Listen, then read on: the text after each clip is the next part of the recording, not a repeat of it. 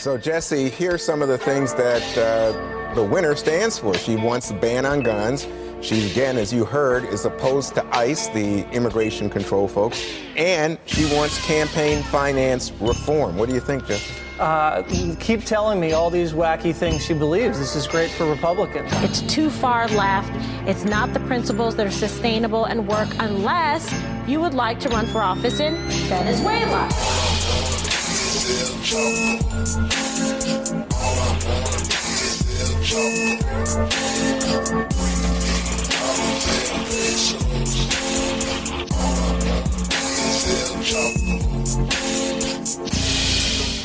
Hello, friends.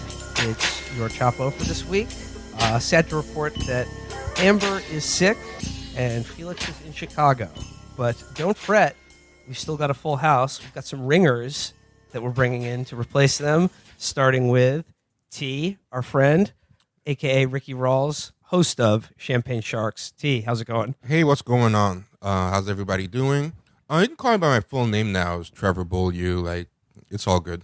Okay. Trevor? Doxed. You heard it here first. Doxed. Joining, again, we're all joining now on a sweltering day in Brooklyn, 100 degrees. That New York City summer feeling is here to stay. But also, friend of the show, Katherine Krueger. Katherine, hello. I host nothing, but I'm sitting in. Katherine Krueger of Splinter, in an act of blatant cronyism on my part. So, guys, it's been a week now since the elections. Since the special election, or not the special election, since the Democratic primary that we talked about on our last show. Alexandria Ocasio-Cortez and her stunning upset victory. And at the end of our most recent show, I said that you are going to see in the coming days and weeks a reaction to Ocasio-Cortez's victory that is going to try to get you to doubt yourself or to believe that it's not important, and more importantly than anything, to try to get you to believe that the Democratic Party should absolutely not even for a second think that this could work or that there's a future in it. So I'd like to go through now a week's worth of takes and analyze them with my co-hosts and our guest hosts. Let's begin with Daniela Greenbaum in Business Insider. Headline, Democrats need to choose. Are they the party of Alexandria Ocasio-Cortez or the party of Michael Bloomberg? God, don't make me choose. It's a tough choice. This is the Sophie's choice for the Democratic Party right now. Yeah. Can't we compromise? Can't we have universal health care and ban soda? Those are the two choices, a guy who's not a Democrat and someone who is. How about you have universal health care, but they stop and frisk every patient when they come in? Daniela Greenbaum, who, by the way, I looked into her. She is basically like the off-brand Barry Weiss. Like, she went to That's Barnard. grim. She went to Barnard instead of Columbia. Went to the Wall Street Journal and was also head of Barnard's like young college Zionist organization. That's not even like a GoBots to a Transformers. That's like some like Thai thing called transforming machine creature. Fuck. So Daniela writes, the Republican Party had a big tent. Then, in 2016, its fringe elements elected Donald Trump, leaving moderates politically homeless. Weird how in an election, the fringe somehow won. That's kind of odd. It would seem like, by definition, the fringe would be the minority. The fringe elements of the Republican Party, who, again, overwhelmingly voted for and now approve of the job Donald Trump is doing as president, elected him president, leaving moderates politically homeless and Democrats both politically and emotionally disturbed. There's too much going on there. Wait, so the Republican Party was the party of the fringe and the moderates, and the Democrats were the party of the fringe? Doesn't say. It just says that they're in disarray. But it just says basically the Republican Party had a big tent. Right. And that was bad. And then they alienated the moderates, all 10 of them, who none of whom voted for Hillary Clinton. Yeah. Who are now, holding us hostage? Until the Democrats get serious about deficit reduction, they're gonna write in withhold their support. Yeah, they're gonna write in George H.W. Bush or Colin Powell or whatever stupid thing old people do. They had a big tent, but then unfortunately the tent became small and they just won a presidential election. And Like it deflated? Yeah. Okay. No, they like the center beam got pulled out and then it fell on everyone and they were all running around. Classic circus caper. So she says here, the news this week highlighted two very different kind of Democrats. Earlier in the week came the familiar rumors and rumblings that former New York City Mayor Michael Bloomberg, Not a Democrat. Not a Democrat. former New York City Mayor Michael Bloomberg was an independent his entire And a Republican. Yeah. Those Yeah, are the and two a- things yeah. he was. He was literally never a Democrat when he is was planning in to office. run for president in 2020. Did he become a Democrat at some point? She says here Bloomberg is a political independent at the moment, but reports have suggested he would run this time as a Democrat. I'll buy it. He can have it. So he's a What Democrat. do we, guys? What do we got to do to get him to jump in the race? Did he speak at the DNC? Or Yes. He did. Yeah. He was and a big people speaker. fucking loved it. He was a primetime speaker for Hillary. Yeah. Yeah, We've heard this he before. stepped up on a stack of phone books. And, He ran told as a us what we needed Democrat, to hear. though, right? No, Never for New York City mayor. No, No, he ran Oh, as so he was never. He always ran as an independent. and a Republican. Well, he was a got the- Republican he had when the he won. Republican So wait, wasn't this whole thing about Bernie not being a real Democrat? Yeah. No. That's totally unrelated. Well, now Michael Bloomberg is now a Democrat by like the transitive properties of a theoretical future state in which he might run as a Democrat. Yeah. Well, and Bloomberg is also about to pour a bunch of money into the midterms, right? Have you seen those reports? To Yeah. support Republicans like Peter King of Long Yeah, Island. You know what? Exactly. Every cycle early on, there's some story about some rich asshole who's going to spend $1 billion on one party or the other. And it's going to does anyone matter. ever check the receipts on that? I'm going to spend $5 billion to elect libertarians. this Folks, you cycle. heard it here first. Virgil is spending $5 billion. The Koch brothers do. The natural law legitimately- party is coming back. The Koch brothers do legitimately lay down huge amounts of money, and Sheldon Adelson too. They actually do spend a ton of fucking money on elections. I mean, the other problem to me is if you do have the receipts, doesn't that cause a different problem? As in, why is just one fucking person or two fucking people donating billions, and what's the quid pro quo there? Like, No, they love America and they want to see it do well. Well, here's the thing. I feel like what happens is they start off really early on and say, we're going to spend all this money, but then it comes with demands and strings attached. And then when a candidate gets nominated that they don't like, such as Donald Trump, they say, oh, well, we're not spending that money anymore. Well, he didn't need any money though. It didn't matter Self-made. Neither would Michael Bloomberg. because he's beloved. Daniela writes, we've heard this before, but the question of whether the 76-year-old will actually run this time around is far less important than the question of what Democrats would do if he or someone like him does. The answer to that question, of course, is that there is no the Democrats right now. There is the party's left fringe, and then its more centrist counterpart. On Tuesday, 28-year-old Alexandria Ocasio-Cortez dethroned Representative Joseph Crowley, a powerful Democrat who had been a 10-term incumbent. Ocasio-Cortez self-describes as a democratic socialist and espouses many views that differentiate her from other members of the Democratic Party. Some of those differing views are plainly contrary to those traditionally held by Democrats. Others are simply more extreme, fringe variations on the usual themes. She advocates for gun control and criminal justice reform, but she has also called for Medicare for all and a federal jobs guarantee without advocating a concrete way of paying for these extreme measures. Gotta pay for it. Her Gotta pay for it. her solution taxes. to That these means sorts the of taxes. issues. Here, check this out. She goes, without a concrete way of paying for them, these extreme measures. Her next sentence. Her solution to these sorts of issues, tax Wall Street. That would That seem to sounds be like a answering the solution. question She of how hasn't to. said anything concrete about how to pay for any of this. what's her stance on Black Harry Potter? Is she for that? Like, important democratic issues, like representation and stuff. Is she- what about that? That's what I'm worried about. Where does she stand on the What's her plan? Tax the rich and then 10 minutes of sputtering. That's not concrete. That kind of rich oppressor versus poor oppressed framework Yes, might work that is in New how- York's that is the 14th society that we congressional live in, district, yes. but it is sure to fail on a national level. In states like South Carolina, Alabama, Arkansas, Georgia, Tennessee, The good Texas, states. Virginia, Oh, yeah. where Louisiana and Mississippi, where Hillary Clinton significantly outperformed Bernie Sanders in the primaries, a more centrist approach, like that of Bloomberg's, would still garner much more support. can't Are stop you nodding. fucking kidding me? To win I'm a primaries. bobblehead. Wait. Is the goal to win primaries and lose those states by historic margins? Yeah. Well, the General argument election. seems to be that Democrats in the South voted for Hillary because she was more centrist than Bernie. And I honestly don't think that there's any evidence for that. There's no evidence for that. I mean, those electorates are usually ideologically further to the left than I would think median Democratic primary voters. Yeah, but they tend to like reflect sort of local leadership preferences, right. And those people all were long time connected to the Clintons. I mean, what he's really suggesting is that Michael Bloomberg, the stop and frisk mayor, would sweep these Southern Democratic primaries that are like 80, 90% African-American voters. Yeah, sure. Daniela says there's an added benefit to supporting a candidacy like Bloomberg's. There would be cross-aisle support. A national candidate who runs on the same platform on which Ocasio-Cortez and New York gubernatorial candidate Cynthia Nixon are running will not garner meaningful Republican support, even in the age of Trump.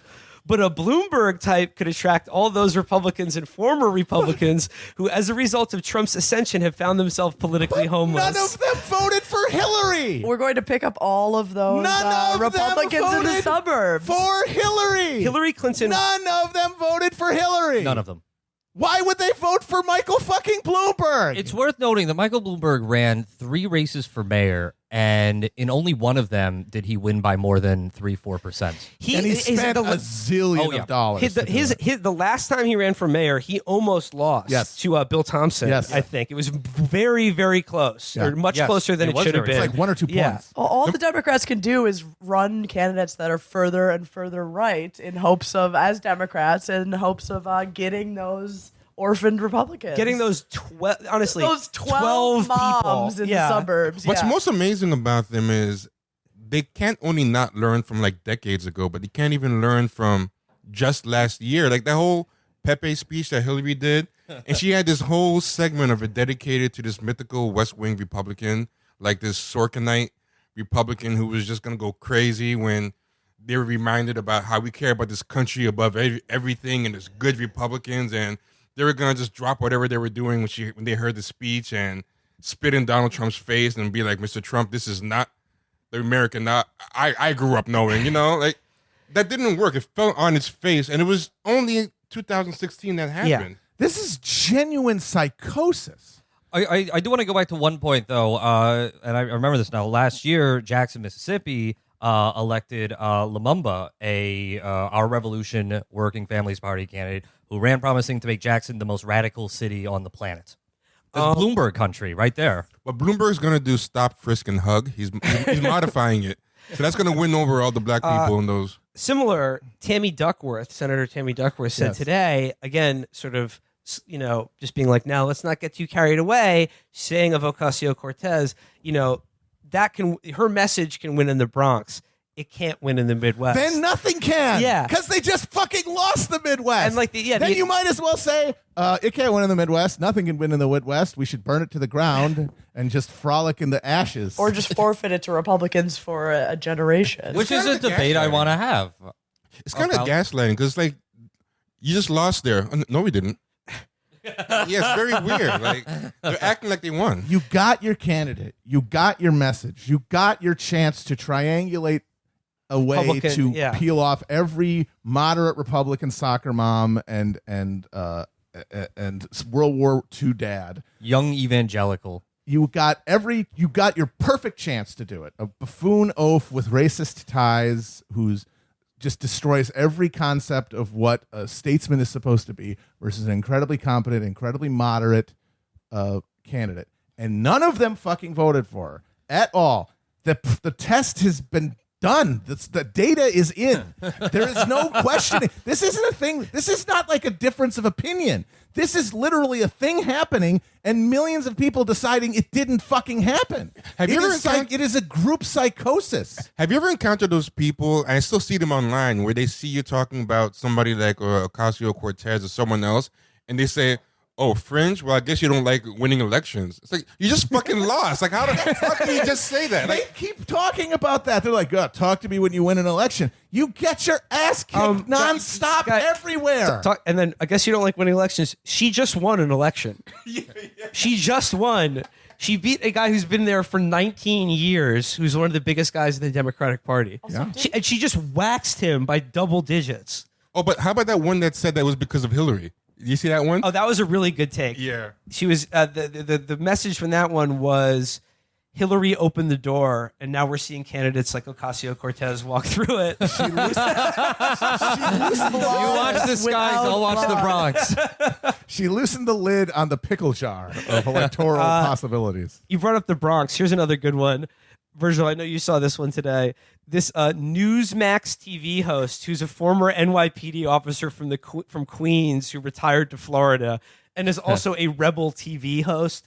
Drink in that bio for just like who did he turn away in conservative media? Is what I wonder.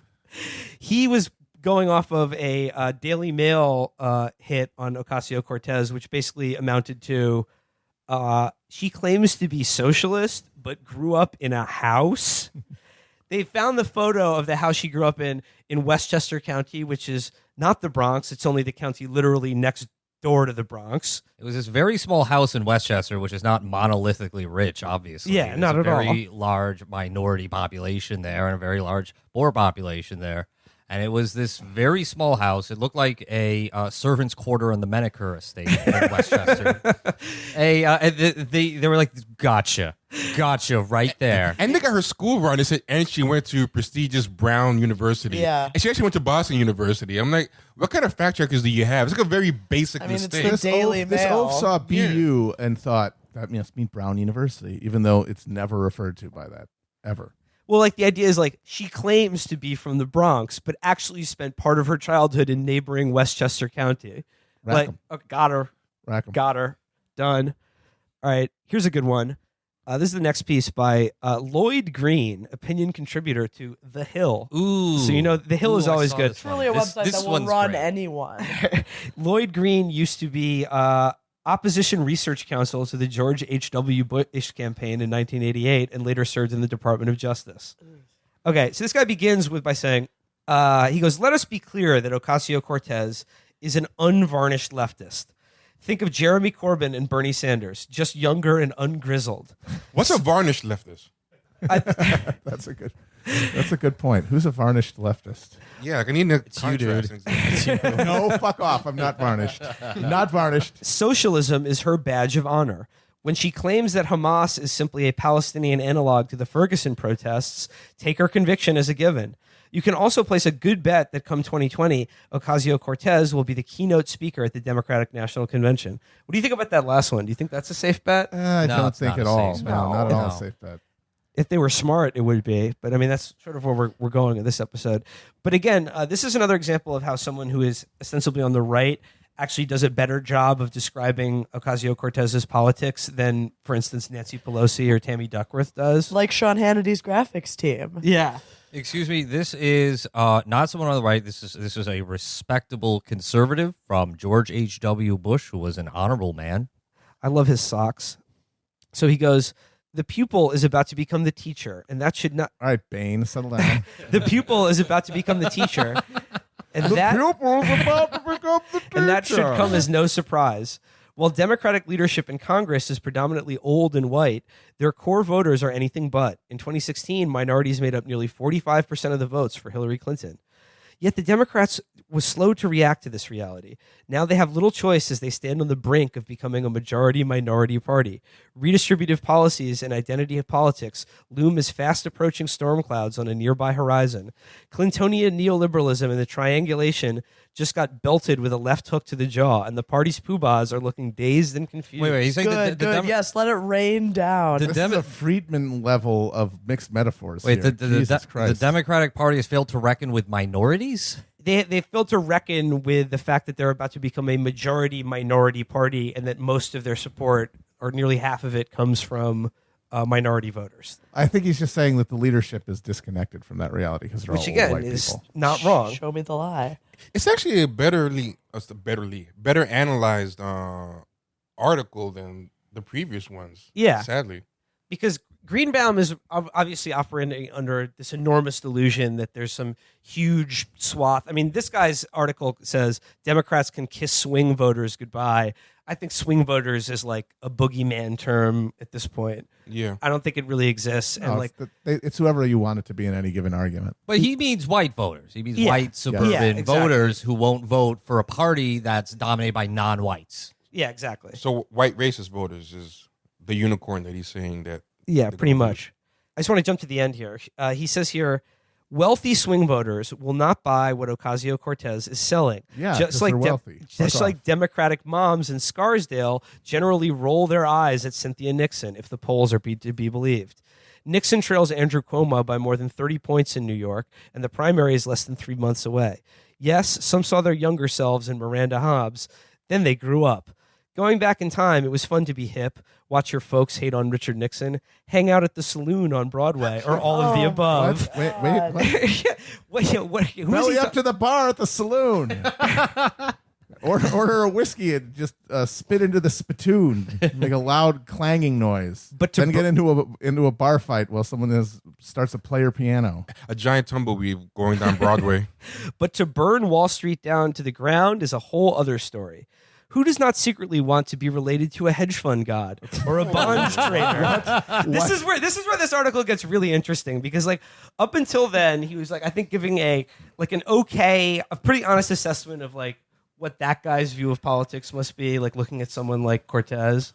But up and now, like when he's projecting all this other stuff on like who he thinks his audience is very strange. He's telling on himself. Also. Yeah. Who does not secretly want to be related to a hedge fund god? So what? I can go to bond fucking trader. parties and say, yeah, my brother works in Wall Street. Yeah, I want to go to the Hamptons and get red tide poisoning. But my idiot cousin after he brings in a bunch of fucking oysters that he just pulled himself. The follow-up is even better. He says, let us face it, The Big Short was mesmerizing. I think he missed the point of that movie. The point of The Big Short was not that like these guys are very cool. cool. The point of The Big Short is how cool everyone Yeah, is. it was mesmerizing, and It who was wouldn't so want to cool. be married or They were all related to Well, there one were of those hot people. girls walking around defining finance terms. Wait, is he confusing The Big Short with the Wolf of Wall Street? Wolf of Wall Street? Because that would make sense with Wolf of Wall Street. The Big Short followed the nerd guy. Yeah. Yeah, It's like, who wouldn't want to be like Christian Bale just banging on drums by himself for They 40 made a hours shit week? ton of money, though. He did. But even Wolf of Wall Street, I mean, I think the lesson was ostensibly not to look at him as the hero. Like, No. Yeah. Like this guy looks like No. he shares. He's, I disagree. You disagree? Yeah, I No, want to be like The Jordan lesson Belfort. was drugs are cool Yeah. and greed is good. No, like all the Scorsese movies, it's like luring you into this incredibly flashy, indulgent existence and then slowly teasing out how morally bankrupt it is. But the whole point, like, you don't get to be a fucking guy who does Oppo for George H.W. Bush and then write for The Hill and have an intact conscience. So you're not going to get the twinge that a regular person gets watching that and thinking, ooh, maybe that's not right. You're just like, cool, Lambo, cool, cocaine, cool. Because none of it registers as anything weird. He finishes by saying, Trump is working hard to trash the First Amendment, shred the rule of law, and gut reproductive freedoms. But when the smoke clears, Ocasio-Cortez, Maxine Waters, and Democratic progressives may well leave greater and more lasting cultural and economic resentments. So the theme of these first two, beginning with Daniela and now with Lloyd at the Hill, is the idea that like the Democrats are really playing with fire when they are advancing an agenda that really appeals to the people who vote for them. Yeah. When they should be advancing an agenda of the people who watched The Big Short and was like, wow, I wish I was related to Steve Carell. That last paragraph is incredibly important because he says explicitly, he says, Trump is doing all this awful stuff and swing suburban voters are horrified by it.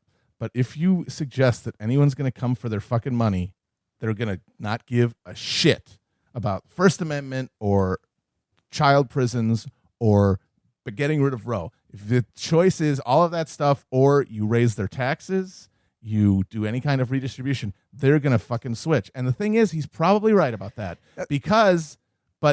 that really would doom any kind of left movement electorally in this country because the people who vote generally are a collection of relatively well-off middle and upper class people, and they have economic interests that align with that.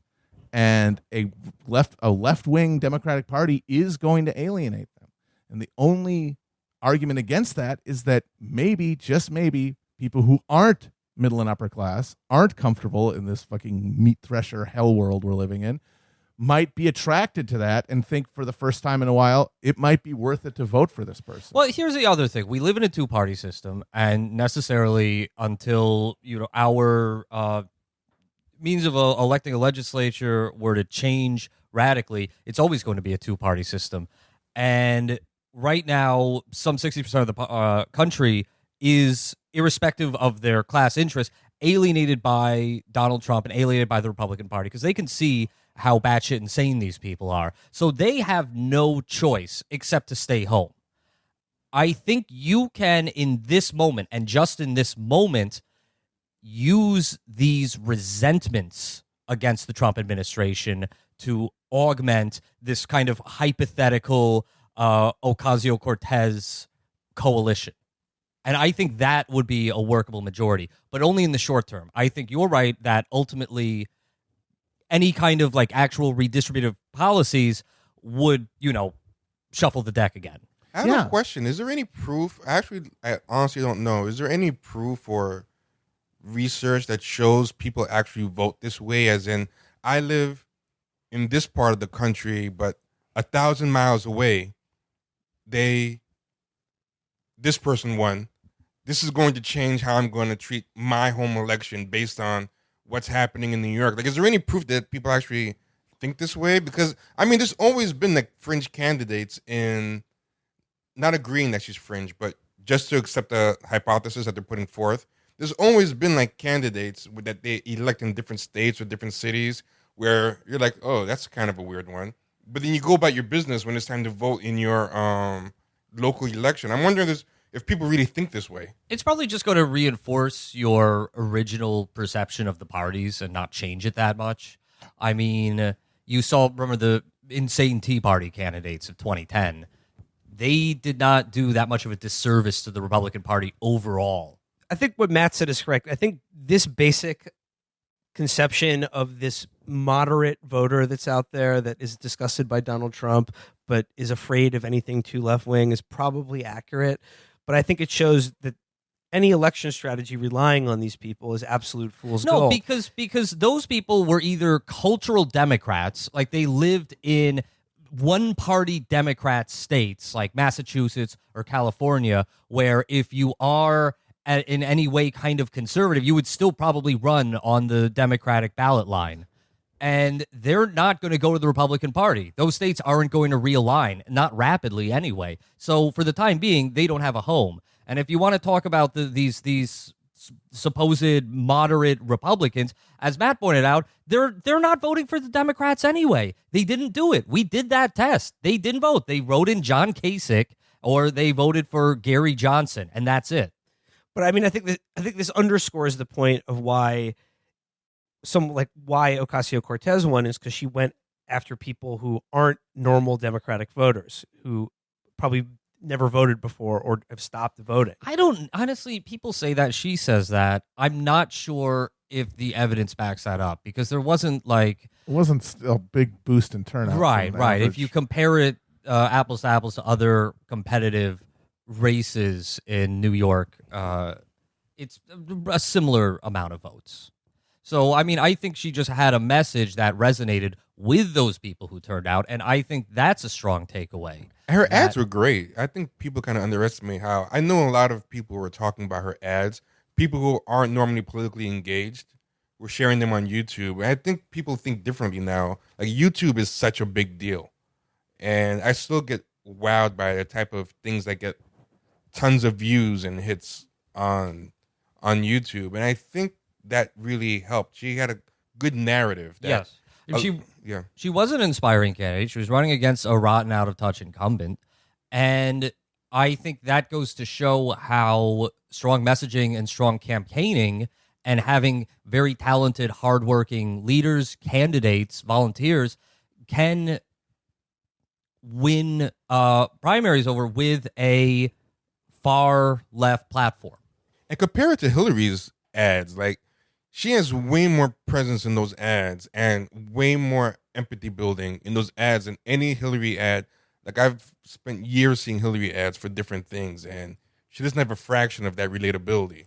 So I think it's tough to compare how Hillary does in certain states or certain areas compared to how they're two different people, you know? Well, I mean, in the home stretch of that election in 2016, her ads didn't feature her. Her ads featured Donald Trump. Yeah, that's She did one ad, the long one, where it was just that slow close-up of her face. The closer. And it was just her talking about her resume and why she was qualified. It was awesome. Well, she was the most qualified candidate She of was. all time. That's not even Also, true I'm at sorry that he also seems to be arguing that weaponizing economic resentment is a bad thing when the other side has had no problem weaponizing racial animus for not just in the last election but for decades. Well, yeah, but that's fine with him. It's not going to hurt him if you whip up racial resentment, but it might end up hurting his pocketbook if you're Trump- too good a job whipping up economic resentment. And Trump was more willing to talk labor than Hillary, sadly enough. Like in those debates, I mean, he didn't have any good solutions for them, but he at least was willing to admit something was broken, whereas Hillary was just like, It's really, stop it. It was really pathetic because a lot of those flip votes, the Obama to Trump flip votes, can often be explained just by the fact that he was literally the only candidate saying the word jobs. He showed Yes. up. The only one. The rest of she didn't talk about jobs at all. No, she talked about her resume, and she talked about how vulgar and misogynistic and racist Donald Trump is, which are true, of course, but and Pepe's. and She brought Pepe's, them but up. that wasn't enough. I mean, here's the real takeaway. It's something that I've argued for a long time now. The Democratic Party absolutely does not and should not be, does not need to be, and absolutely should not be a big tent party. And whenever anyone says, like, oh, we need to have a big tent, you're being too much of a purist about this, I mean, you should spit in their face because they're wrong and they don't know what the fuck they're talking about. A big tent party it means it has no ideological moorings. Yeah. It means it cannot lead, it cannot legislate. It means it's going to be inertial and it's just going to rot and lead time and time again to any movement, no matter how repugnant a movement such as, fascism, that does have some kind of potency, that's not as enervated as a big tent party that's just, oh, hey, come on in, you can just park your ass here and just hang out and vote for We're us. just the party of principle. We're the party opposed to this unaccountable president. Well, but people get to feel warm and fuzzy about forging temporary alliances with moderate Republicans who will stab them in the back the first second But they here's get the thing: chance. we're not even talking about forging alliances because when you talk about a big tent party, you're not saying we're going to do transactional politics. You're saying we need to water down our platform, our speech, anything we believe in order to accrue these, free radical voters. And we saw it in 2016. It can't happen. It's not the case. These moderate Republicans, they believe repugnant things. They could never, ever in 1,000 years build an electorally popular movement of their own. So just they have to kind of like a bacteria float around looking for a host where they can spread their shitty fucking ideas.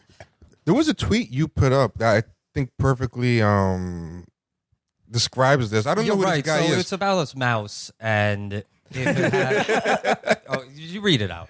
Well, no, who's Kevin Phelan? I don't know who he is, but you put up a tweet. He's I don't know. I see it a lot. He's some guy online with an archer avatar. He's got an archer avatar, which is all you fucking need to know. Yeah, that's all you need to know. Fuck off. But like this kind of shows that for a lot of these people, what you describe is a feature, not a bug. Like this idea that there's no ideological mooring, and not just that, but it's a type of like they almost like being put upon for the nobility. Like this is the price we pay for being noble. Like we're kind of in a deadlock, but we have our principles. And I think the impotence is actually a feature, not a bug. But you put up this tweet and it said, in liberals' ideal world, they still don't win. And this guy's tweet is something I was kicking around last night. What about a perpetually balanced court? Something like 10 justices, 5 lib, 5 con. So what? Every major decision deadlocks every time? Yes, he's aspiring, even in his wildest dreams. The He's just extent have a of his tie. imagination is to just be impotent. You know what? Beautiful. And You know it's not what? even that. I blame the introduction of the World Cup and soccer culture in America for that wretched kind of thinking where, tie is where ties good. are okay. Yeah, and it's not even Well, done. The rest of it says, hold on, let me finish this. With replacements coming from party, regardless of who is in the White House. So basically, whoever you need to balance it, no matter who's in the White House, you get from It that would be person. like the Lebanese constitution, where the president has to be Sunni and the prime minister is Sunni, the president is Maronite, and like the speaker of parliament is a Shia. Somebody pointed. That's what it would be. Somebody And pointed so out. it's like there's 5 spots for the Dems, 5 for that, and if one of the 5 Dems dies in a hang gliding accident or something, they get replaced by the Dems. And somebody pointed out that this was the plot of a West Wing episode. Yes. Yeah, we talked about that. Yes. He had 2 spots to fill, and he could have gotten 2 mediocre liberals, or he could have gotten 1 brilliant liberal legal mind if he put her up there with an equally brilliant It's like one of those memes about build the perfect boyfriend. Yeah. You've got $50 and But the thing is that, guess what? It doesn't matter if they're fucking morons. It doesn't matter if they need helper monkeys to feed them. If they vote the right way and vote for the left position on an issue, it literally doesn't matter if they're writing their concurrences with crayons. Their brilliance means nothing. That's the fetish that they have is, ooh, but they're so smart. Who gives a fuck how fucking smart they are? What matters is how they're going to vote. And I remember there were a lot of people when the Gorsuch thing was happening, when Gorsuch got nominated, and I saw a couple of people insisting, you can't try to stop Gorsuch. You should take Gorsuch because he's a good scholar. He's a good judge. Oh, he's my smart. God. You might not agree with him, but he's smart. Think of who Trump could pick. If you don't pick him, he could pick someone unqualified. It's like, it wouldn't matter. He could dig up Hitler and attach him to a fucking car battery. If you put him on the Supreme Court, it's still just 1 vote. It's still just the 5-4, one way or the other. All that matters is how they're going to vote. They would rather be impotent with good optics than be like powerful and winning, but incivil. And I think it's because they have no skin in the game. Like, they actually don't really care. They're revealing they have no skin in the game. It's just academic and spectator sport. Like, it doesn't matter who loses a particular court case, because either way, we're taken care of. Like, I think centrism is more of an ideology than left versus right with these people. And to a degree, they have more aligned with the centrists of the supposed opposite end than they do with, because even some of those articles, they're more cool with a so-called centrist person of the other party than the fringe on both. Yes, because they're vested in the fucking economic status quo. And all of those, like with the Democrats, you have the process fetish that we're talking about, and then you have the fetish for swing voters, and those basically just act as covers for the real truth, which is that it is a party controlled and directed and structured around the interests of wealth. And that is a reality that would make a lot of their actual voters sort of uncomfortable or unhappy, because a lot of base Democrat voters are actually, in some dim way, maybe not well articulated, but in some dim way hostile to capitalism as it exists now in America. And if you're like, sorry, but like when Nancy Pelosi says we're capitalists and that's just the way things are, she's really telling you what all of this is hiding. Yes. Like, all this stuff about fetish, all this stuff about process, all this stuff about worrying about swing voters in Peoria. It's all a cover for the fact that they don't want to change the status quo, and if this was a basketball game, invested in it. They would be up by 100, and they just want to hold on to the ball for the 4th quarter. Like, they don't really want to pass it. They don't want to do anything, but just let the clock run out because they're winning. Yeah. They're winning under capitalism. Yeah, but they're acting like that when they're down by 25. But it doesn't matter. It's even They're worse. still in power regardless. They're in positions of power and influence regardless of whether their party is in power or not. And in many ways, it's better to be out of power, because if you're in power, your base might expect you to do something. And this has to be fucking emphasized. The Democratic Party, as it presently exists, is structurally and in the personnel at its top invested in not doing any of the things that people at the base, the people who've been alienated since the Wall Street crisis and by Trump, and all the people who've been steadily getting radicalized, people who are deeply alienated from an economic order that does not work for the vast majority of Americans. They do not want to change anything about it. Period. End of sentence. They can't. They wouldn't be a party if they did, because they wouldn't get the money that keeps the lights on. They wouldn't keep that remora class of consultants and scumbags who circulate in and out of government and lobbyists. That is the actual architecture of the party. And all this stuff is just window dressing for that. And like that's why it's going to be interesting to see to what degree you can actually force them to change. And I'm kind of frankly skeptical that you will, because you have to create alternative structures that can compete with these just monolithic. Well, here's what you need to do. Like control of the ballot access and money, the things that make politics possible, they have a stranglehold on. Well, I mean, I think campaigns like Alexandria Ocasio-Cortez show us a blueprint for starting this long process that you're describing. But you're absolutely correct, because what needs to happen really is somebody needs to come in and kick out the moneylenders from the party. Yes. And that goes back to what I'm saying about a Big Tent party, because whenever anyone talks to you about a Big Tent party, you should know, like, one, you don't know what you're talking about. You don't know how elections work or how blocks function in politics. And two, it means that you are afraid of alienating anyone. It means you don't have any actual political enemies. It means you want those Wall Street guys. You want the rich hedge fund guys. You want these suburban I want them as my cousin. Yeah, exactly. You want these suburban shithead Republicans. You're even really thinking, and all these people are thinking deep down inside, this 25% of the country that's baying for children to be locked in cages and would absolutely, without question, support worse things happening to those people. We need to get them back on our side, too. Their ultimate fantasy is a 100% party, because that's what that logic leads you to. What really needs to happen is the Democratic Party has to become smaller. It has to excise, like malignant tumors, many sectors of the party, starting with the entire Wall Street donor base of the party. And campaigns like Alexandria Ocasio-Cortez's and Bernie Sanders show you that you don't need that money to run a populist party. We're one to emerge. Okay, next media reaction. This is a good one. This is by a headline from CNN. Democrats are in danger of going too far left for 2018. This is by Joe Cunningham. Editor's note. Joe Cunningham is an editor at the conservative news and opinion site redstate.com and a contributor to thehayride.com. Oh, fuck you. So come on, I want this guy's advice. We're going on a hayride. This is a redstate.com, which is genuinely concerned that the Democrats, if they go too far left, will lose to Donald Trump in 2020. They don't want that to happen. They're just giving you some friendly advice. Sometimes you can take advice on how you should run your campaign and organize your beliefs if that advice is given to you by your literal mortal enemy. I mean, we don't That's know the best he's person. acting in bad faith. I think we should hear him out. That's the thing, because they're impartial. They're the best person to ask. I just want to read... By the way, the fucking hayride thing, these fucking assholes trying to act like they're fucking hillbillies. They're the sons of the soil. Come on to the hayride. And here's 15 articles that are all made by some fucking I want a Koch big Industries Dracula. We need a big hayride party. That's what we need. First of all, Katherine, can you describe what Joe Cunningham looks like?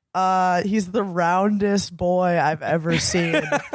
Wow. He looks like that guy in Game of Thrones. Honestly, I thought, Is that who he is? honestly, I thought that was a suspect pick. I thought it was like, this is the bomber. He was found in the woods. He's a big round boy with a big old beard. Wow. So like this is his read of our recent politics. He was just sitting around the hoot and jug and decided to lay some country wisdom down for you city slickers. President Barack, he says, President Barack Obama led the party in a leftward direction. Further than his modern Democratic predecessors in the White House, which is like kind of true. But then he says one guy. More in terms of rhetoric on issues such as immigration and LGBT rights than in terms of policy. Well, I mean, that is what matters. Yeah. So rhetorically, he moved the party slightly to the left in terms of immigration and LGBT rights. Words are the most important thing. However, his healthcare overhaul alone invigorated the right wing, and by the end of Obama's tenure, we saw a hollowing out of Democratic office holders across the board. Obama never embraced socialism, but pushing the country as far left as he did invited backlash once. If the Democrats go further left in 2018 and 2020, the pushback is going to be even worse. Can somebody, so this guy's been a writer for a while, can somebody look up the shit he was writing about Obama during the Obama administration? I was just thinking that. I guarantee you this motherfucker called him a socialist on multiple occasions. There's no fucking way that Redstate.com did not call Obama a fucking They were not making those distinctions. You know, his They were probably running side by sides of his Michelle and an policies ape. are neoliberal and relatively centrist. Horseshit! You're a lying sack of dough. So yeah, this is Joe Cunningham says here, there is evidence that the Democratic leadership is trying to keep the party from deviating too far, but it seems they might be losing the fight. Democratic leaders, including fierce Trump critic Adam Schiff, have urged other Democrats not to push for impeaching the president. Pelosi wants to keep control of the caucus and has signaled she will fight off any upstart challenges from her left, which includes refusing to support Sanders' plan for universal health care and raising taxes. But many in their party base apparently believe that they didn't go leftward enough in 2016, and the groundswell support for Sanders hints at this.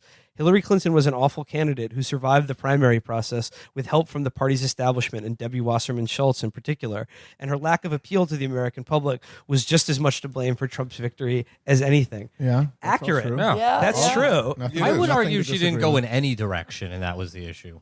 Well, she didn't have policies. Here's remixes. She had them on the website, though. So much of the Democrats' base wants to move further left and nominate avowed socialists to take on the far-right conservatives they view as the enemy. Add to that rhetoric like we heard from Maxine Waters, who effectively called for protesters to target Trump administration officials, and you have a recipe for more extremism and ultimately voter alienation. It's a dangerous overcorrection, and it's not strategically smart. You know, it's always Alexandria and Maxine Waters, and I just wonder what those two people have in common. Yeah. It's something. I can't put my finger on it, but all of these reactionary white writers are warning us against these two women in particular. It's also interesting to see We're not it even coming. that similar. Yeah, it's also interesting to see it coming from liberal centrists because they're always online talking about like trust black women and trust non-white women of color. Trust all this stuff, but They're magical. yeah, they're magical except They're signal when boosting their the hell hands. out of them. yeah, If signal those hands could boosting speak. the hell out of them, except when they don't fit the centrist line, and it's like trust black women, but not that one, or listen to women, but no, her, And on paper, all they're talking about is this intersectionality. The more oppressed identities you have, you can, it increases your likelihood or how much you deserve to have the mic. You know what I mean?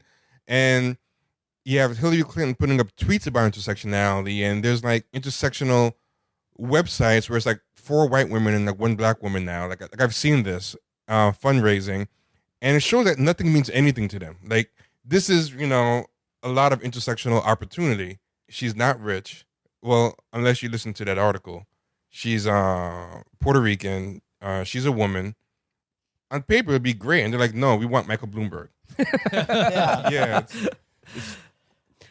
So Joe Cunningham, finishing out here, he says, it's a dangerous overcorrection and it's not strategically smart. Again, just love the idea that the Democratic Party should be taking strategic advice from an editor at redstate.com. I mean, that's the kind of shit they would do, though. Yeah.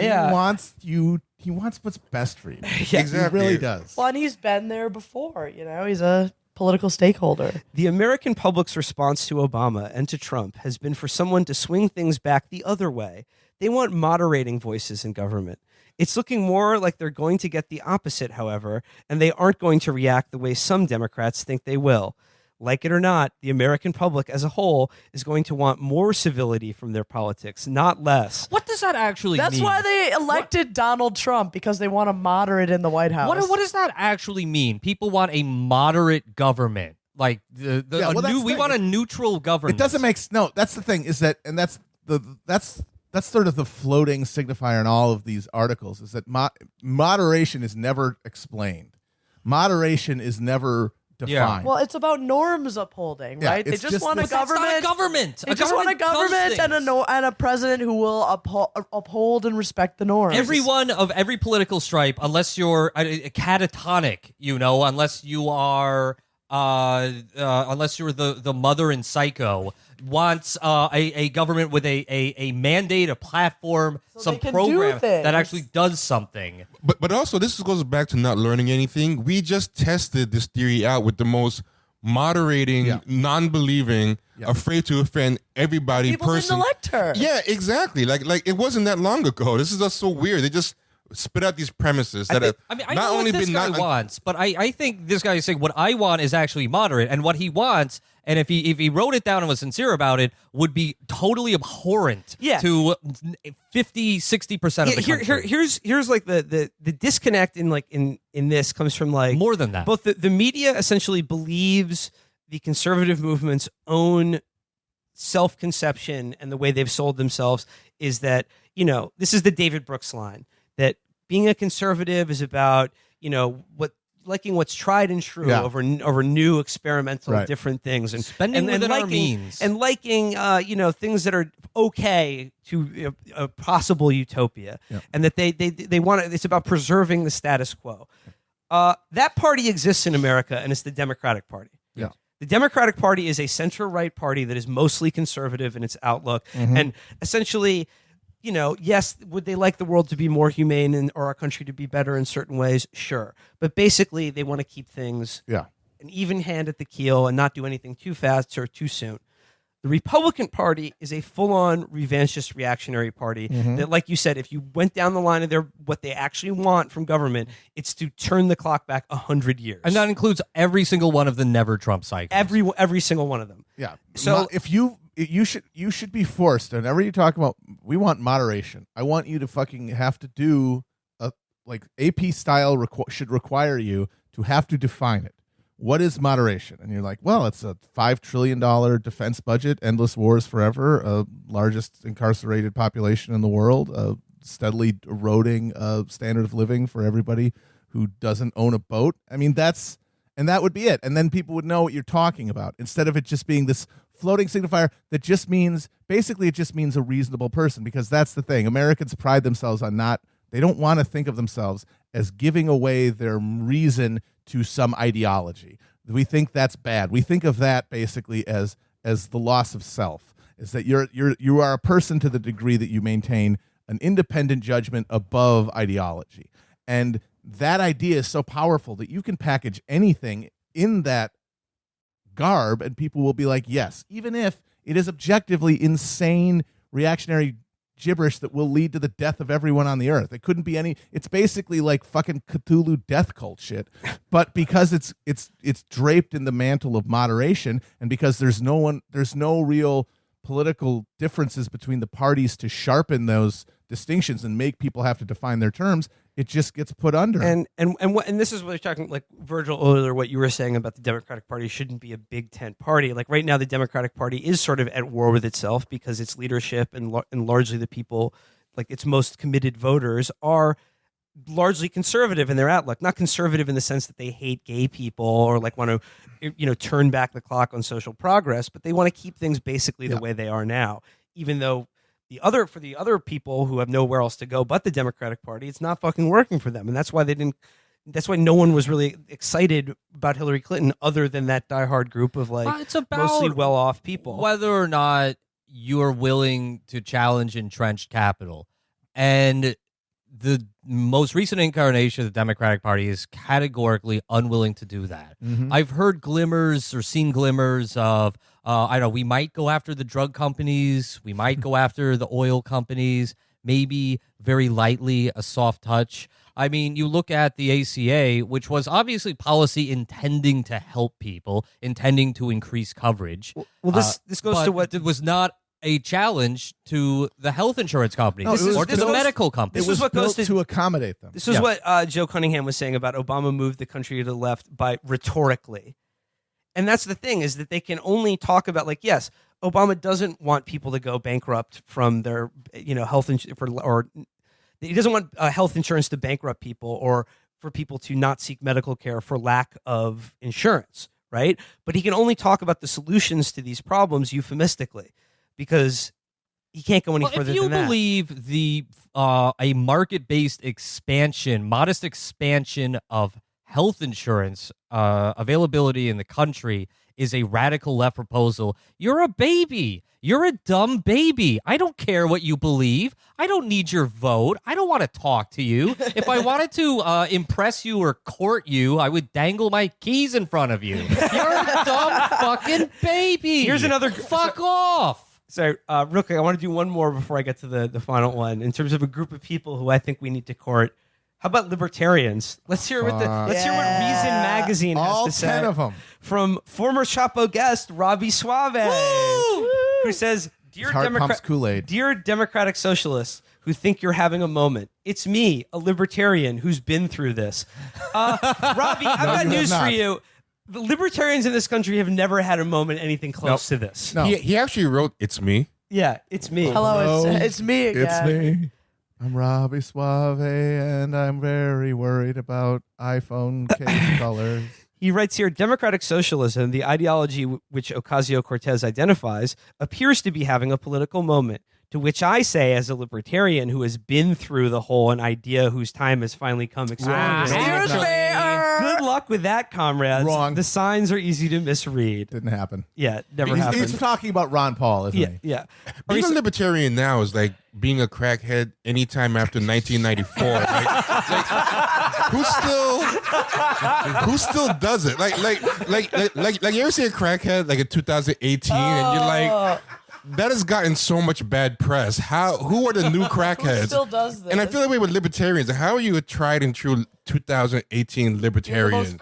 Well, the answer is they've all moved on to the harder shit like Groyper and Yeah, fucking- exactly. They're all Nazis, and a few of them, I will give credit, because libertarianism, basically, it's fairly alienated from the status quo, so it's harder for them to just become regular conservatives or whatever. They end up, most of them become Nazis, and I will give credit to the few who are true to, they take the principle of, of freedom and an idea, and they take it, and I need to be a socialist. And some of them do that, and I give those people credit. But most of them are just becoming Nazis. The ones that are left are in it for the fucking paycheck, like Robbie Suave. Right. The rest of them are the ones getting paid by the Koch brothers, getting paid by all these fucking stitched up think tanks and fake fucking periodicals that no one on earth buys. And that's the big difference. And that's what's Or they really This is what he believe it, writes. This or- is what he writes. In the period of time between 2009 and 2015, a group of Republicans that appeared like they wanted to shrink government stole some power from the old guard.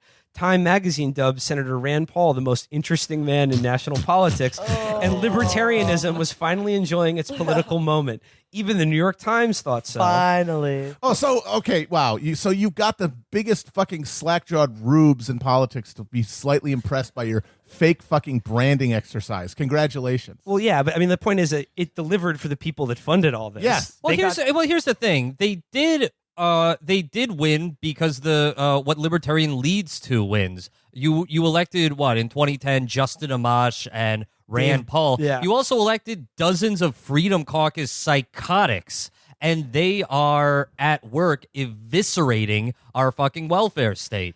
And just because they recognized correctly that all of this non-aggression Non-aggression principle. Non-aggression principle. Just because they've left that, shit by the wayside and have abandoned any, half-hearted bromides about, we believe in multiculturalism and shit like that, doesn't mean they're not fundamentally libertarians. Listen to this smug asshole. He says, while it's true that more and more people desire cultural freedom, specifically the kind of customization, choice, and control over their own lives Meaningless. that a libertarian worldview provides. Meaningless.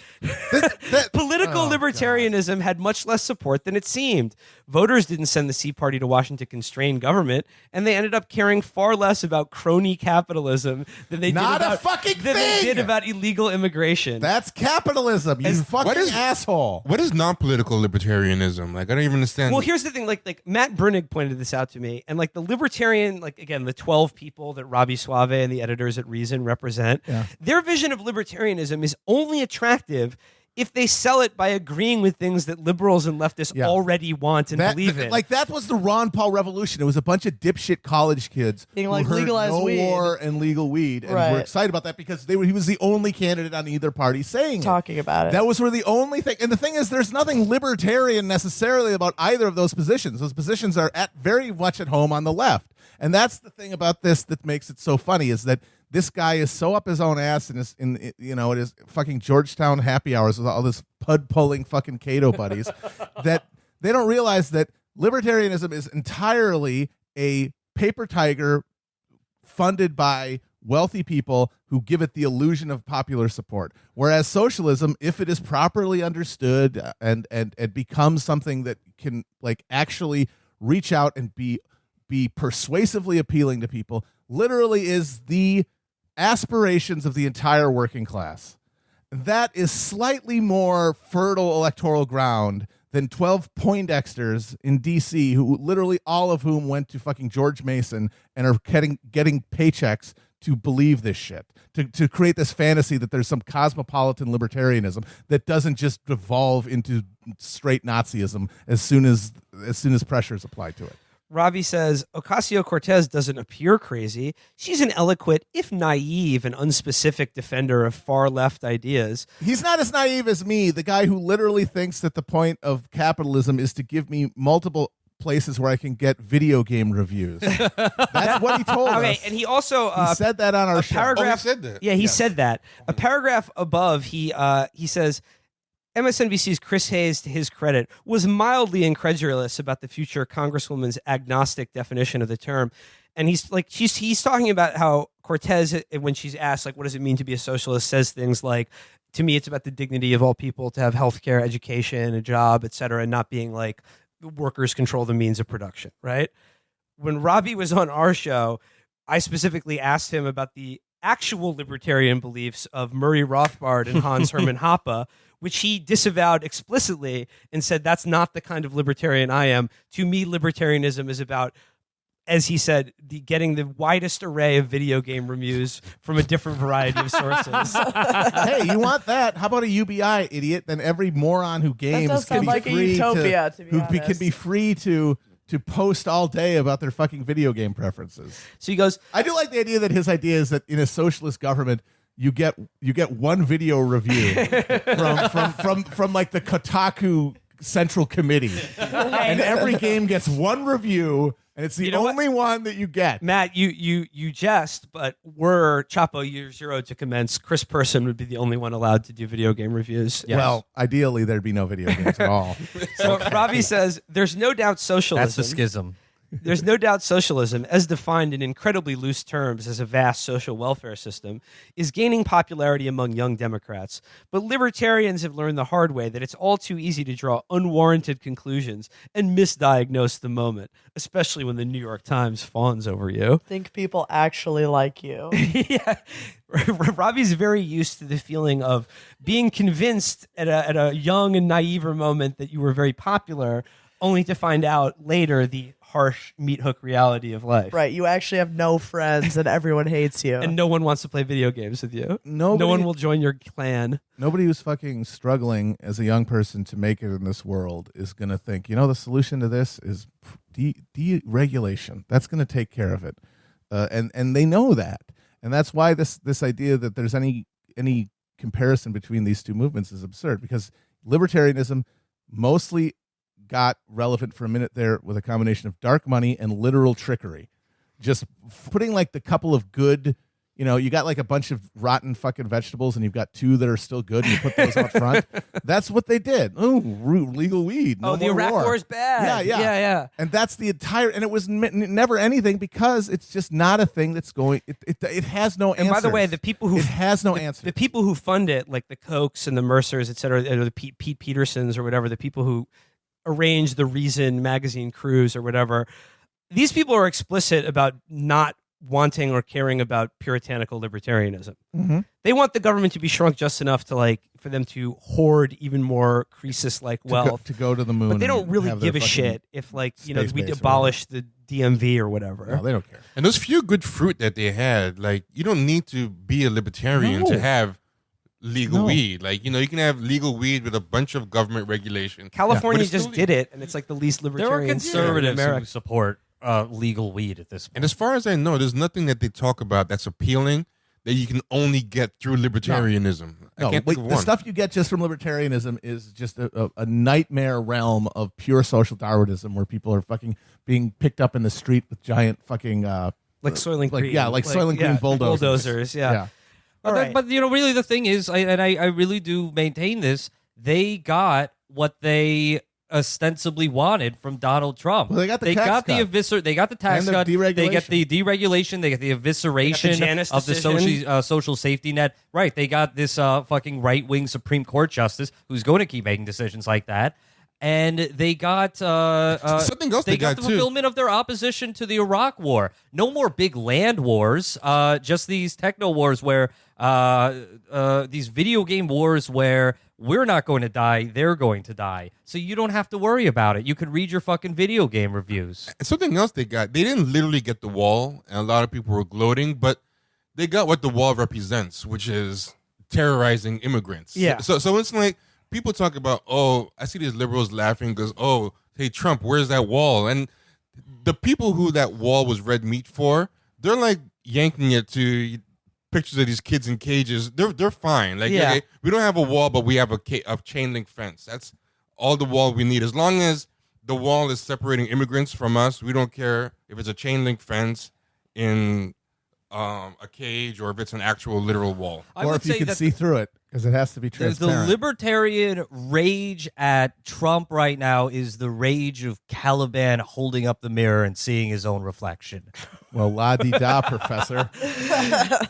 All right. All right. We're over. I need to get to our last secret right. reading series that is, of course, still the theme of the day, AOC. But wouldn't you know it, one of Rod Dreher's readers. Oh, boy. Oh. It's a dip into the Rod Dreher mailbag. Oh, and wouldn't boy. you know it, Play the Twilight Zone music. one of his readers is from New York's 18th district. Does that seem improbable? How insane Wow, that what a- person what a- must be. How so- many times do they call the cops a week? Is it Ricky He Vaughn? must be walking It's here. not Ricky Vaughn. It goes, a reader of this blog writes as a decades It's long. Kevin James. It's the King of Queens, It's the everybody. King of Queens, folks. A reader of this blog writes as a decade-long resident of New York's congressional district, just won, effectively, by Alexandria Ocasio-Cortez in a stunning primary upset of the Democratic incumbent. Though I've eliminated some biographical information at his request, I can tell you from his past comments on this site that the reader is not a Christian. Okay. This is the reader, and again, always preface, you have to take this with a large grain of salt. Rod, I'm almost positive, is writing these letters to himself. I mean, yes. When I think of Ron And there Dreher, are some interesting tells in this when I guy's think letter. of the Ron Dreher mailbag, I think of the film Split. If anyone has seen that with James McAvoy, M. Night Shyamalan's. Someone's being kept in the basement. Well, just he's there's 500 versions of him, and they all automatically write letters to the editor, and then he wakes up and there are all these letters to the editor. I need to put them on my website. Okay, so this is his reader, who, again, Rod would like to stress is not a Christian. Joe Crowley was the congressman of my district, and I was rooting for him to win, more so because he recently stood up against a protected bike lane proposal on 2 corridors and took the side of the community.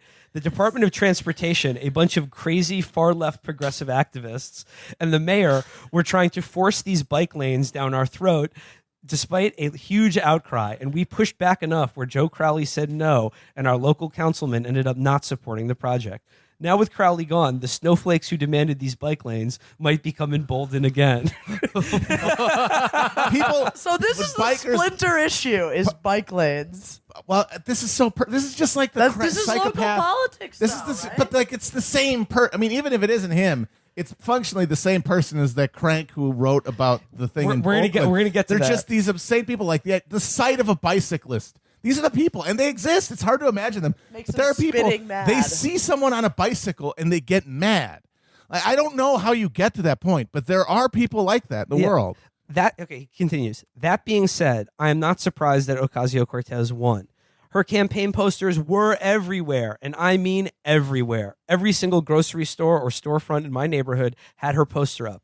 Even my local grocery store had her poster up. And when I went to the owner, who was a good friend, and asked him if her followers asked him permission to put it up, he said, yeah, they told me to put a poster on my window, and I said yes. When I told him about her politics and that she was for bike lanes and all the progressive craziness, he immediately ripped it up and took it down. Bike lanes, just the idea that is some sort of... It's like bikes. The people ride bikes. It's radical They get leftism killed. on the march. The city is like basically a giant abattoir for people on bicycles. It's like a fucking Rube Goldberg murder machine for people on bicycles. The idea of just putting like some space for them not to get squashed. Yeah, I gotta say, Matt, I think that believing that the most important issue in politics that's going to mobilize the most people is bike lanes is a lot more sane to me than what all of these centrists and liberals talking about Alexandria Ocasio-Cortez's win believes. This does affect people's day-to-day It's true. lives. And, If this and people person feel were it to be real. viscerally. People feel As it this letter viscerally. goes on, you're going to find out that bike lanes is definitely not the number one thing that this guy is concerned with. Oh boy. So he goes, and the funny thing is, the poster was up on his window along with an ad for Joe Crowley. Just by walking around the neighborhood, I saw how bland Crowley's campaign posters were. They were few and far between in number, and I had a sense that the last 3 months that he was woefully unprepared for the tidal wave that was going to hit him. Many of these store owners who put up Cortez's posters had no idea who she was or what she stood for. Her election, in large part, was successful due to a very well-designed PR effort and propaganda campaign. Soros. The activists who worked for her Hand of went door to Soros. door putting up these ads, and all they had to do was ask permission from the business owners. If that wasn't enough, people were actively stopping pedestrians on the street and campaigning for her What? at my local park every How single weekend. dare they? I like that they make this sound like trickery. Like, Yeah. like you know, she never hit her position. It's political stop and frisk. Yeah. He goes, I don't know. This is really good. I don't know where her funding came from, but big money was definitely backing her. Yep. From the T-shirts to Big bicycle. From the T-shirts to the well-designed posters to the glossy campaign cards, something was definitely at work here. As if there weren't a million articles about how she didn't accept She any had PAC or no lobbyist money compared Yeah. to Crowley. but I like that there's just no other option but big money. Like there's not a million people with $20 in their pocket. Also, Like, it that doesn't couldn't exist. possibly be an actual groundswell of popular support. It's got to be money is at work. This is here. also like real like old person boomer mindset is that they see something that's like pleasantly graphically designed. and They're Must like, have been a this is billion big money was behind This is that. suspect. There's no minions or comic sans on this. That's impossible. Something I bet too was her race and her background, because you probably thought, okay, it's probably all the black and Spanish people, you know, all the poor people voting for her. How did they have? How did that? First of all, are they even allowed to vote? Yeah, why did not all disenfranchised? If they're not felons, why aren't they all felons? That's another thing we have to look into. And So how he- did they get the money to give her? So he senses that there's something off with these well-designed posters, and he goes, as anyone who thinks that the racial component was not at play here is fooling Oh, there you themselves. go. Her campaign poster looked like an ad for a political candidate in a Latin American country. What the fuck is he talking about? Well, she has the name of a Latin American person. Upside down exclamation point. That's what he's talking about. It was like Viva. But she was wearing this hat with all this fruit on it. in the poster. And epaulets and like a huge military, Yeah. all covered in medals. So he goes, her ad looked like a poster for a political candidate in a Latin American country, and I guess it worked to marvelous effect with the large Hispanic population in this area. Okay, guys, this letter was hinting at the crazy, but now we're really going to dive into it. However, what was really bizarre for me was the fact that the overwhelming majority of activists who were campaigning for her like a bunch of fanatics were whites in all capital. When I see stuff like Whites. this, I can't help but think that whites, especially white liberals, have some sort of inbuilt suicide complex where they want to give away their own country to non-whites. Ooh, here we go. It's absolutely mind-boggling. He's a white yeah. genocide guy. Those are all. Yeah, yeah. Oh, yeah. It's absolutely mind-boggling to me, and it's going to be hilarious watching these whites eventually be pushed out of the Democratic Party. For the record, this guy lives in a congressional district that's 85% non-white. He just loves being pissed. He goes, they're going to be pushed out of the Democratic Party and straight into the hands of the alt-right. You're describing what happened to you, Yeah. dude. Like, Ocasio-Cortez's far left politics are the future of the Democrats, and if they get their way, America will be well on the way to becoming a third world banana republic. Make no mistake, this country is in big trouble. There's a lot more I can say about why I've come to these conclusions, but in the last 3 years, Read my manifesto. I've seen enough to believe that some sort of civil war in America is inevitable. Race war. Yep. And then he says, first it'll happen along political lines, then it will morph into conflict along racial, ethnic lines. I expect that we'll see clashes between right-wing and left-wing groups in the streets that will be very reminiscent of the bloody left-right battles that defined Turkey in the late 70s and early 80s. Out of this chaos, we'll see the military step in and establish martial law, and that'll be the end of the United States, falling apart like the Tower of Babel before it. I know what this guy's talking about because there's this guy who would always come in with a big boombox and play rap music really loud in his pizza place, and that's the first indication that things are going downhill. Something that I really realized about conservatives over the past year or two is I used to think only the fringe really believed in Camp of Saints or what's that other one, the Turner Diaries? Yeah. But they all just believe in it to different degrees. Like one group thinks that it's going to happen tomorrow, but these guys think it's only one election away, or just one bad choice of America, and then all the masses, the Morlocks are going to come from the abyss and just drag everybody down. No, they're absolutely convinced that that's the catalyst to make it full fascism. It's just that death drive of eventually they're just all going to sign off on the idea that America is doomed and basically needs to die in some bloody racial Ragnarok. They think a new French reign of terror is going to happen at any given second. Exactly. This was just so crazy to me is that Ocasio-Cortez won a nice, stunning upset election, but this guy's literally like the race war is going to happen because of it. I'm sorry, her platform wasn't that radical. Yeah. You know what I mean? So Rod says, in an update, there's 10 updates on this post. He goes, I've reconsidered whether or not to take this comment down because some of you say it's racist. When Rod Dreher's readers are calling something racist, he goes, I'm going to leave it because I think the reader's observations are debatable. Not correct, but debatable. The fear voters like him have of the power of identity politics are realistic, as much as the fear of left-wing voters have from right-wing identity politics. She did not run Medicare for all. But that's the thing. That's the thing. For these people, those things are racially coded. Any redistribution is racial. Yes. Taking money from me, who's going to get it? Them. Yeah. That's how they think of it. It's 100% the way they think of it. And anybody who's white and has any kind of social standing racializes the concept of redistribution. And then these white people that he's so horrified are, I bet a lot of them are ones who really don't have anything and think that they might actually benefit from redistribution. He writes at the end here, but there's no escaping the fact that to a lot of people who look like the Joe Crowleys of the world, the ambiguity of that statement, it's time for one of us, will be interpreted as otherizing those who do not have the same identity as the candidate. If Ocasio-Cortez is one of us, well, who is them? In this case, it's a guy who's been in Congress for 20 fucking years and takes fucking donations from literally every Wall Street You've been the zombie us ghoul on Earth. forever. And then he finishes with another letter. The ever-readable Matt in Virginia writes, I am 35. The ever readable in letters fucking written in his own semen and blood. I am 35 years old, and for what it's worth, I honestly feel like there is only one category of people my age or younger, and it ain't a majority, who believe anymore in I have a dream that my 4 little children will one day be judged not by the color of their skin, but by the content of their character. That's what he meant. Somebody should ask them if they know a second speech. Yeah, These guys really. never Literally do. the Do you only have line any of anything them- else to say? Also, by the way, guess what?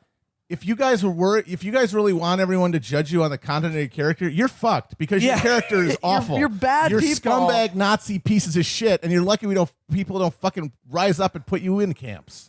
You want to talk about fucking content of your content of your character is dog shit. By the way, every fucking letter from Rod Dreher seems like it was written on toilet paper and sent to Hannibal Lecter. Next time, Rod, I'm going to send you something wet. I just want to bring in one really quick. I saw this. I've been thinking about it all day. The funny thing about this is that millennial socialists aren't anti-materialistic or anti-bourgeois. They think socialism is their path to materialism and a bourgeois lifestyle. Avocado toast and Brooklyn lofts for all. And all I could think is, Every man a king? How hypocritical are you, sir? I didn't get a chance to talk about it, but and I hope I don't recapitulate what you said on the weekday show, Will. But I was at Alexandria's victory party, and on the way over, and the conversations I had with a lot of people involved in the DSA, but not necessarily her campaign, was that, we think she ran a marvelous campaign. She got the word out. It's a victory in that, regard. But, hey, if she gets 30% of the vote, that would be a huge victory for us. And when we got there, I spoke to Ryan Grimm of The Intercept, who told me he was walking around the neighborhood and he talked to 10 people, and 10 voters, and every single one of them was voting for Alexandria. So when those results came in, it was a shock, but I mean, it seems like it wouldn't have been a shock to anyone on the ground. And throughout that night, I kept hearing from people would come up to us because they'd heard the show and said, I just recently, or a few months ago or a year ago, got politically active, and I had been canvassing, knocking on doors for Alexandria for months now, hours every day. And it was the competence of her campaign and the sweat of these volunteers that put her over the top. And I hope this wasn't off the record, but I spoke with someone close to her campaign who said that long before she was getting all of this media attention, before she was this breakout star in the last couple of weeks of the primary, that the place where they got a great deal of attention online was the Chapo subreddit, which is a very politically active left subreddit. And I also learned recently that one of the mods was banned for posting the ICE list, to which I say semper post. So if you were elated, as I'm sure you were, by Alexandria's victory, and if this event kind of crystallized to you how important electoral victories can be, not just as a way to legislate, but as a way to build a movement to get the message out there, because as we've seen with her on all these TV networks evangelizing for socialism, thousands of people have joined the DSA just based on that alone and are ready to get to work. If you can appreciate the value of that, then I think you should be interested in a friend of mine. Her name is Julia Salazar. She is running for the New York State Senate in Brooklyn. She, in the get out the vote period of Alexandria's campaign, she gave her staff, her people, to Alexandria to knock down doors for her. She went out and she knocked on doors for Alexandria, and she's locked in a tight race of her own. And I think she is someone who deserves to be paid back for that investment. She is a DSA leader. She's a union member. She has been a community organizer for justice in Brooklyn against police brutality, against war, for several years now. And she has a platform that is, just between you and me, a fraction as radical as the person that I know. And her victory would be yet another message to the Democratic Party establishment, especially one as crooked as the one here in New York. This Tuesday, if you happen to be in New York City, I am going to interview Julia Salazar live at Star Bar Tuesday, July 3rd. It is a fundraiser for her. The starting price is $30. There will be a link in the description of this episode. What time? The standard time, nighttime. The time will be in the description of this episode. It will be in the description. There are a few tickets left. Please, if you have $30 to donate to her campaign or more, please come out, buy a ticket, hear from her directly, and also hear from me. I'm told I am a very nice interviewer. And also stick around, meet the candidate, drink a little, perhaps be persuaded to donate more. And if you can't make it out, you can also use this link to donate money to her campaign. And I hope you look into her, and you just might hear more from her. Watch this space. Also, it's 7 p.m. I looked it Okay. up. All right. Well, that does it for this week. Until next time, I want to thank Trevor and Katherine.